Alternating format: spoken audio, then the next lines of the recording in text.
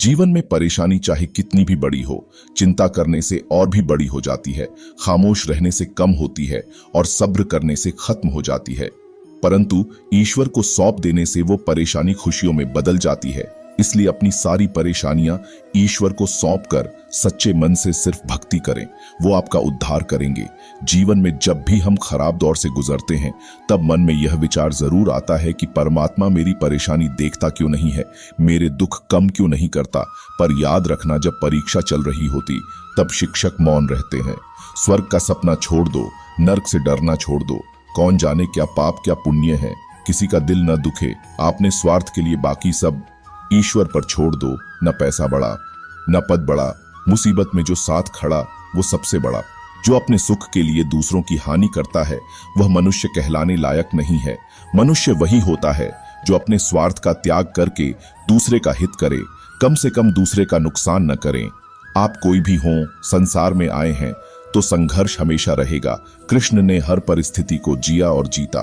कृष्ण कहते हैं, परिस्थितियों से भागो मत, उसके सामने डटकर खड़े हो जाओ, क्योंकि कर्म करना ही मानव जीवन का पहला कर्तव्य है। हम कर्मों से ही परेशानियों से जीत सकते हैं।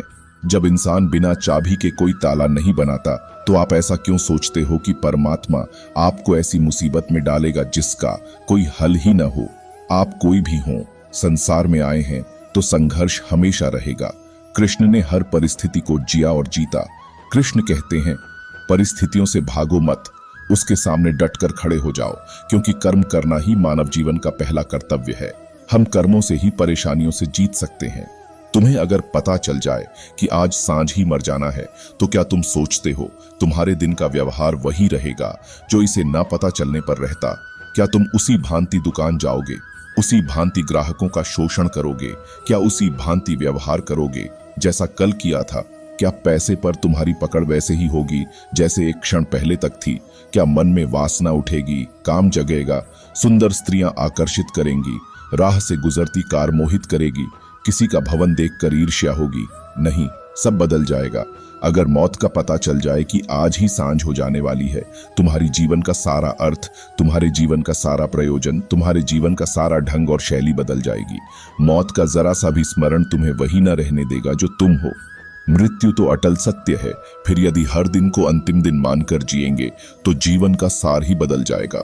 तुम्हें अगर पता चल जाए कि आज सांझ ही मर जाना है, तो क्या तुम सोचते हो तुम्हारे दिन का व्यवहार वही रहेगा जो इसे ना पता चलने पर रहता? क्या तुम उसी भांति दुकान जाओगे, उसी भांति ग्राहकों का शोषण करोगे? क्या उसी भांति व्यवहार करोगे जैसा कल किया था? क्या पैसे पर तुम्हारी पकड़ वैसे ही होगी जैसे एक क्षण पहले तक थी? क्या मन में वासना उठेगी, काम जगेगा, सुंदर स्त्रियां आकर्षित करेंगी, राह से गुजरती कार मोहित करेगी, किसी का भवन देखकर ईर्ष्या होगी? नहीं, सब बदल जाएगा। अगर मौत का पता चल जाए कि आज ही सांझ हो जाने वाली है, तुम्हारी जीवन का सारा अर्थ, तुम्हारे जीवन का सारा प्रयोजन, तुम्हारे जीवन का सारा ढंग और शैली बदल जाएगी। मौत का जरा सा भी स्मरण तुम्हें वही न रहने देगा जो तुम हो। मृत्यु तो अटल सत्य है, फिर यदि हर दिन को अंतिम दिन मानकर जिएंगे तो जीवन का सार ही बदल जाएगा। पछतावा अतीत नहीं बदल सकता और चिंता भविष्य नहीं संवार सकती। इसलिए वर्तमान का आनंद लेना ही जीवन का सच्चा सुख है। तेरे गिरने में तेरी हार नहीं, तू आदमी है अवतार नहीं। गिर उठ चल फिर भाग, क्योंकि जीत संक्षिप्त है, इसका कोई सार नहीं। भगवान कहते हैं, दिल खोलकर सांस लो, अंदर ही अंदर घुटने की कोशिश मत करो, कुछ बातें मुझ पर छोड़ दो, सब कुछ खुद सुलझाने की कोशिश मत करो।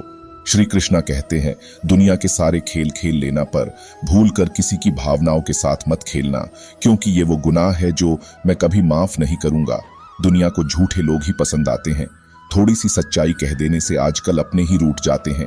बदला लेने की नहीं, बदलाव लाने की सोच रखिए। समझदार व्यक्ति वह नहीं जो ईंट का जवाब पत्थर से दे।